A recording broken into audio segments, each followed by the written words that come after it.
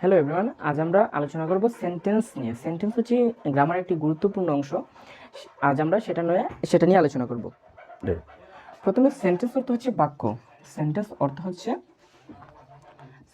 হচ্ছে বাক্য। Now what is called sentence? Sentence কাকে বলে? সেন্টেন্স কতগুলো ওয়ার্ড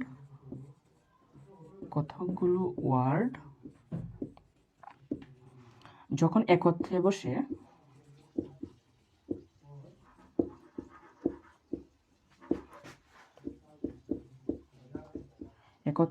মনের ভাব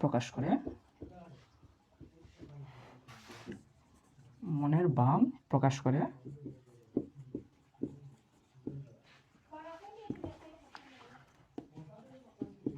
করে, তখন তাকে সেন্টেন্স বা বাক্য বলে।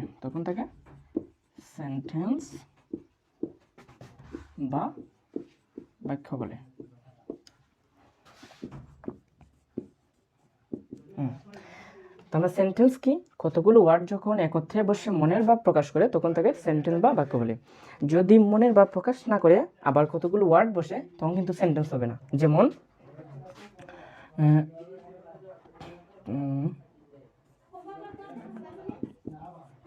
রাইটস এ লেটার রিনা। তার মানে এই জায়গার মধ্যে কি হয়েছে? কতগুলো ওয়ার্ড একত্রে বসছে। রাইটস একটা ওয়ার্ড, লেটার একটা ওয়ার্ড, রিনা একটা ওয়ার্ড। তার মানে এখানে কতগুলো ওয়ার্ড একত্রে বসছে ঠিকই, কিন্তু এইটার মধ্যে কি মনের ভাব প্রকাশ করে? যে রাইটস লেখা, একটা চিঠি, রিনা, এটা কি মনের ভাব প্রকাশ করছে? না। তার মানে ইটস নট এ সেন্টেন্স। দেন এটা যদি আমরা সাজাই লিখি, পরিপূর্ণ সেন্টেন্স তৈরি করি, এটা হবে যে রিনা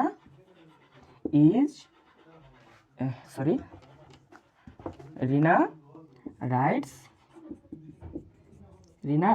এ লেটার। রিনা একটি চিঠি লিখে। তার মানে এখন একটি পরিপূর্ণ সেন্টেন্স এবং পরিপূর্ণ অর্থ প্রকাশ করে, যার কারণে দিস ইজ এ সেন্টেন্স। এটা কোন কারণে সেন্টেন্স না আমরা বুঝতে পারছি যে কতগুলো ওয়ার্ড শুধু বসলেই হবে না, মনের ভাব প্রকাশ করতে হবে। সো এটার মধ্যে শুধু ওয়ার্ড বসে না, মনের ভাব প্রকাশ করতে, যার ধরুন এটা একটি সেন্টেন্স। সেন্টেন্স অর্থ কি? সেন্টেন্স অর্থ হচ্ছে বাক্য। এবং সেন্টেন্স কাকে বলে? কতগুলো ওয়ার্ড যখন একত্রে বসে মনের ভাব প্রকাশ করে তখন তাকে সেন্টেন্স বলে। আমরা সেন্টেন্স কিভাবে তৈরি হয় এটা আমরা দেখে নিলাম, যে সেন্টেন্স শুধু কতগুলো ওয়ার্ড একত্রে বসলে সেন্টেন্স হবে না, মনের ভাবও প্রকাশ করতে হবে। আচ্ছা, এখন সেন্টেন্স বললাম, এখন আমরা দেখব যে সেন্টেন্সের ক্লাসিফিকেশন, মানে সেন্টেন্সের প্রকারভেদ। সেন্টেন্স অর্থবোধের সেন্টেন্স হচ্ছে 5 প্রকার। সেন্টেন্সের আবার অনেকগুলো ভাগ আছে, যেমন অর্থভেদের সেন্টেন্স হচ্ছে 5 প্রকার। অর্থভেদে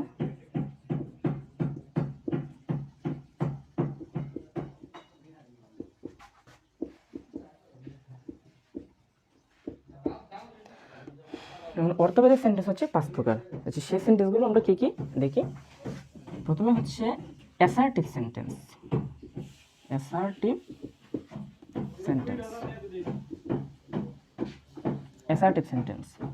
দেন সেকেন্ড হচ্ছে এই ইন্টারগেটিভ সেন্টেন্স।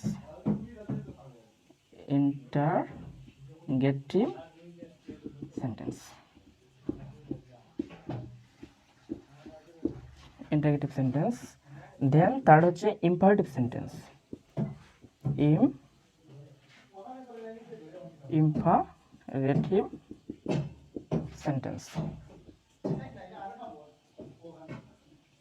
ইম্পারেটিভ সেন্টেন্স এবং প্রত্যেকটা বাংলা আমি এই জায়গায় লিখে দেব। দেন 4 নম্বর হচ্ছে অপটেটিভ সেন্টেন্স।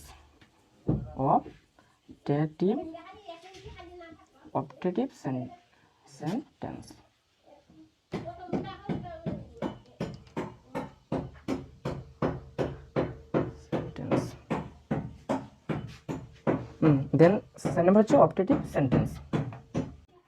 সো এটা বাংলাগুলো লিখতেছিলাম, মুছে ফেলছি, সরি এভরিওয়ান।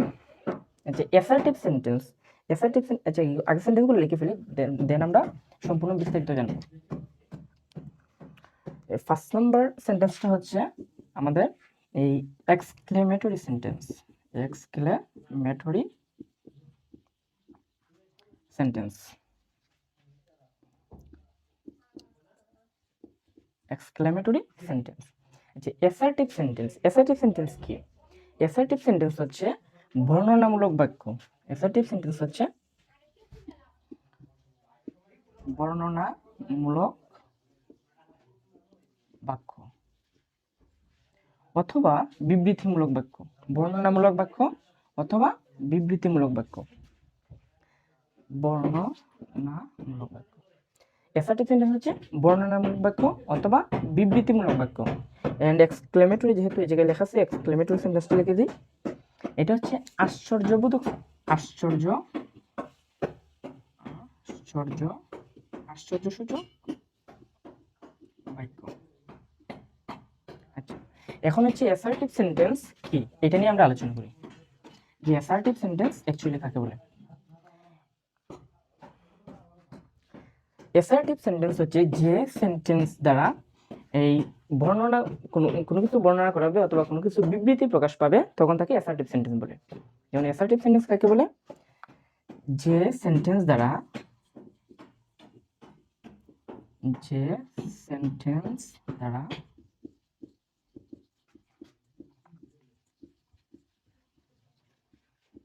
কোনো কিছুর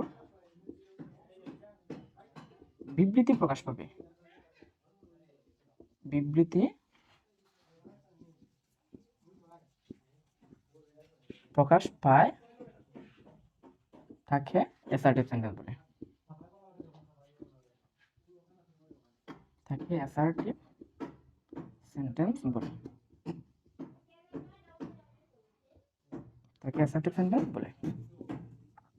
তো আজ আমরা জানলাম যে অ্যাসার্টিভ সেন্টেন্স কাকে বলে। যে সেন্টেন্স দ্বারা কোনো কিছুর বিবৃতি প্রকাশ পায় তাকে অ্যাসার্টিভ সেন্টেন্স বলে। দেন আমরা উদাহরণ দিই। এই যে he goes to school, he goes to school, এটা কোন সেন্টেন্স? এটা হচ্ছে অ্যাসার্টিভ সেন্টেন্স। কিভাবে বুঝছি? এই জায়গার মধ্যে তার সম্পর্কে বর্ণনা করতেছে বা বিবৃতি প্রকাশ করতেছে যে সে স্কুলে যায়, হি গোজ টু স্কুল। এর হচ্ছে যে Sakiba is a student, Sakiba is a student, তার মানে Sakiba is a student, Sakiba একজন ছাত্র। তো সাকিবা একজন কি, এটা সম্পর্কে তার বিস্তারিত বা কোনো কিছু বর্ণনা করতেছে, এই জন্য এটা হচ্ছে গিয়া অ্যাসার্টিভ সেন্টেন্স। তো আজ আমরা সবগুলো সেন্টেন্স এর মানে কিভাবে মানে কতগুলো সেন্টেন্স আছে এবং সবটি সেন্টেন্স সম্পর্কে আমরা জানবো। দেন আমরা সেন্টেন্স চেঞ্জেস ক্লাসটা পরবর্তী ক্লাসে নেক্সট ক্লাসে করে ফেলবো। এখন হচ্ছে ইন্টারোগেটিভ সেন্টেন্স। দুই হচ্ছে ইন্টারোগেটিভ সেন্টেন্স।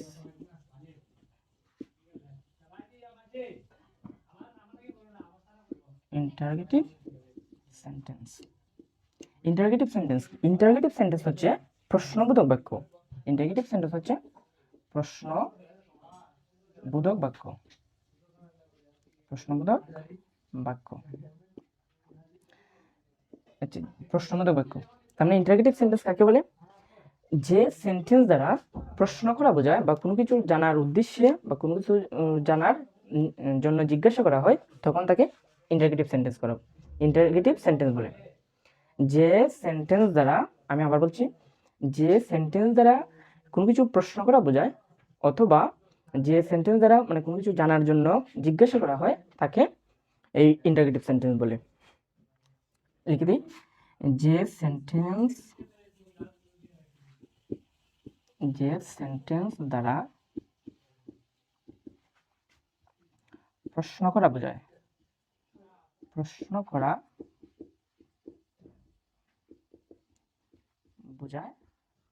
তাকে ইন্টারোগেটিভ সেন্টেন্স বলে।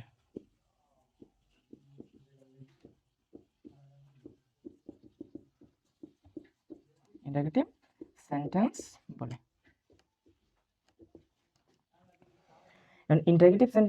ইন্টারোগেটিভ সেন্টেন্স আমরা বুঝলাম যে ইন্টারোগেটিভ সেন্টেন্স কাকে বলে। এবং ইন্টারোগেটিভ সেন্টেন্স হচ্ছে আবার দুই প্রকার। কি কি? একটা হচ্ছে ডাব্লিউএস কোয়েশ্চন আর একটা হচ্ছে yes no question. Yes no question, যেমন ইন্টারোগেটিভ সেন্টেন্স দুই প্রকার। ইন্টারোগেটিভ সেন্টেন্স হচ্ছে দুই প্রকার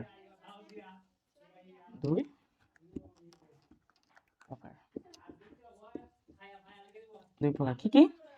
একটা হচ্ছে ডাব্লিউএস কোয়েশন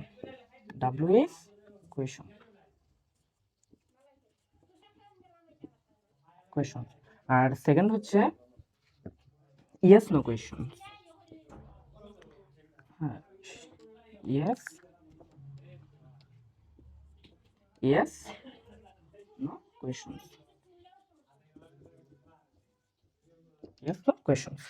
ইন্টারোগেটিভ সেন্টেন্স কত প্রকার? ইন্টারোগেটিভ সেন্টেন্স হচ্ছে দুই প্রকার। কি কি? একটা হচ্ছে ডাব্লিউএস কোয়েশনস আর একটা হচ্ছে ইয়েস নো কোয়েশন।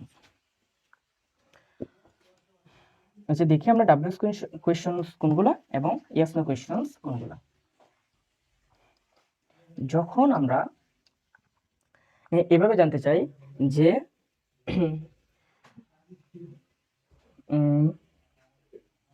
তুমি কি ফুটবল খেলো, তার মানে কি হবে?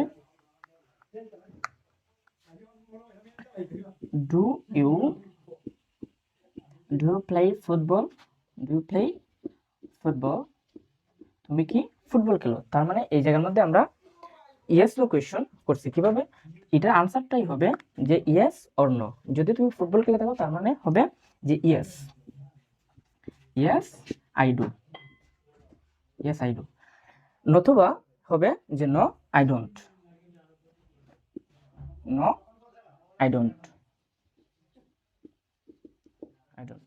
তার মানে এটা কোয়েশ্চনটা হচ্ছে যে ডু ইউ প্লে ফুটবল, এই ধরনের কোনো কোয়েশ্চন যদি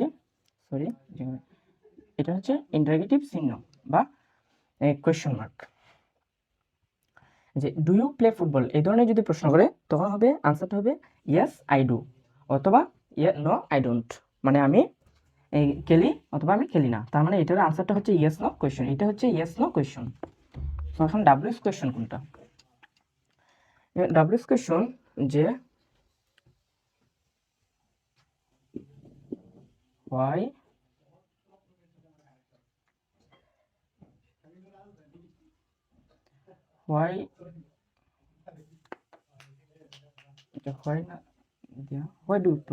do you এটা না দিই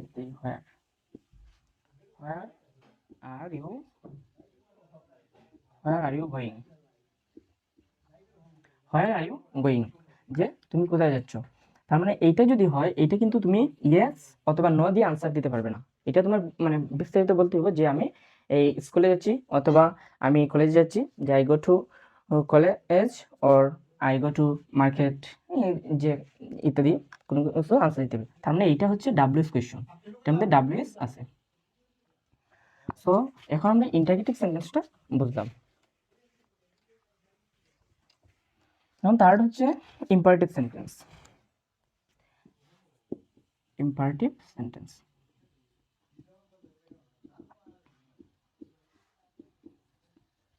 ইম্পারেটিভ সেন্টেন্স হচ্ছে আদেশসূচক বাক্য বা আদেশ অনুরোধ, এগুলো বুঝাইব। যেমন আদেশ অনুরোধ সূচক বাক্য, আদেশ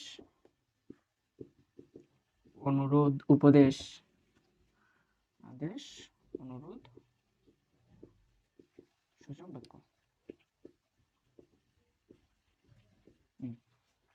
আচ্ছা, তাহলে ইম্পারেটিভ সেন্টেন্স কাকে বলে? ইম্পারেটিভ সেন্টেন্স হচ্ছে যে সেন্টেন্স দ্বারা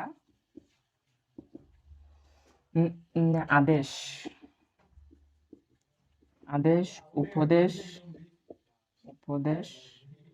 দেন হচ্ছে নিষেধ,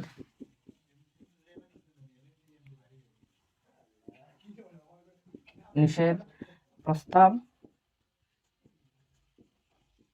ইত্যাদি বোঝায় তখন তাকে ইম্পারেটিভ সেন্টেন্স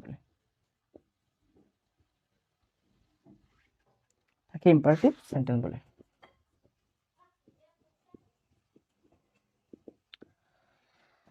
সো প্রথমে আমরা জানলাম যে সেন্টেন্স কি এবং সেন্টেন্স কিভাবে তৈরি হয়, একটা পরিপূর্ণ সেন্টেন্স কিভাবে তৈরি হয় এবং সেন্টেন্সের ক্লাসিফিকেশনগুলো আমরা জেনে ফেলতেছি। প্রথমে জানলাম অ্যাসার্টিভ সেন্টেন্স, দেন আমরা সেকেন্ডে জানছি ইন্টারগেটিভ সেন্টেন্স, এখন যাচ্ছি ইম্পারেটিভ সেন্টেন্স। আচ্ছা, এটা একটা আমরা উদাহরণ দিই। যেমন এই do do the sum, do the sum, অঙ্কটি করো, ডু দ্য সাম, অঙ্কটি করো। তার মানে এই জায়গার মধ্যে কি হইতেছে, এই জায়গার মধ্যে উপদের আদেশ দিতেছে, ডু দি সাম, তুমি অঙ্কটি করো। Or open the door, open the door, open the door, দরজাটি খুলো। তার মানে এই জায়গার মধ্যে আদেশ দিতেছে। ওর যদি এই অনুরোধ বোঝায় যে please please give me a glass of water, glass of water, please give me a glass of water, আমাকে এক গ্লাস পানি দাও, দয়া করে আমাকে এক গ্লাস পানি দাও। তার মানে এই জায়গায় অনুরোধ করে আমরা বলতেছি, যার ধরুন এটা হচ্ছে ইম্পারেটিভ সেন্টেন্স।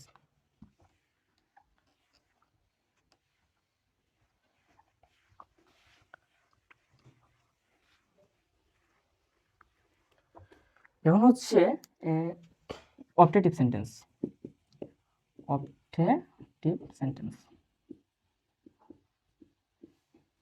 অপটেটিভ সেন্টেন্স হচ্ছে আশীর্বাদ সূচক বাক্য, এটা হচ্ছে আশীর্বাদ সূচক বাক্য।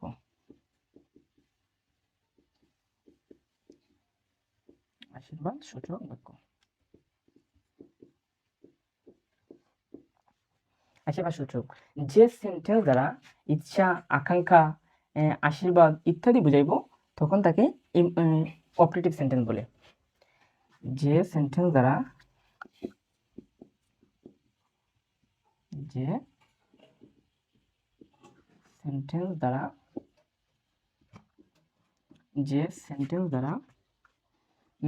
ইচ্ছা, আকাঙ্ক্ষা,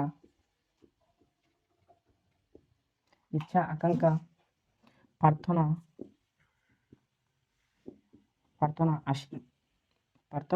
ইত্যাদি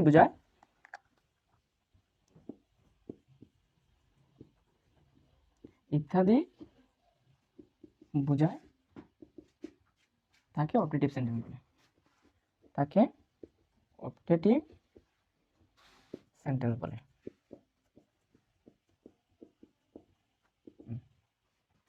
যেমন আমরা এক্সাম্পল দিই, মে, আর এটা আরেকটা, এটার ওয়ে হচ্ছে যে মে বেশি অংশ সেন্টেন্সে মে থাকে, যখন বেশি অংশ সেন্টেন্সে আমরা বলবো অপারেটিভ সেন্টেন্সে মে থাকবো, যে may you live long, may you live long, দীর্ঘদিন বেঁচে থাকো, অথবা may Allah bless you, or may God bless you, it's okay. So আমরা অপারেটিভ সেন্টেন্স সম্পর্কে বুঝলাম। এটা কখনো এইভাবে হবে না যে ইউ, এই মে, দেন হচ্ছে লং লিভ। এটা যদিও কতগুলো ওয়ার্ড একত্রে আছে, কিন্তু এটা কখনোই অর্থপূর্ণ একটি বাক্য তৈরি করে না, যার ধরুন ইটস নট এ সেন্টেন্স।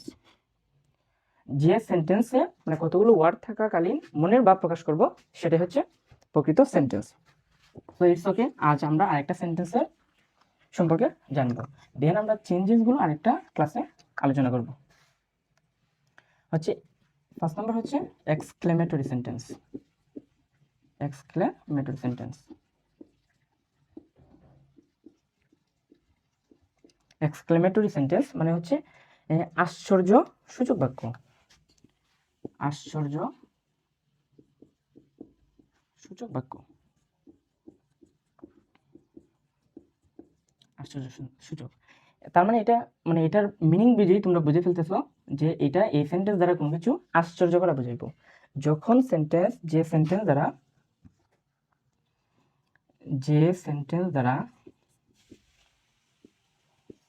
দ্বারা আনন্দ,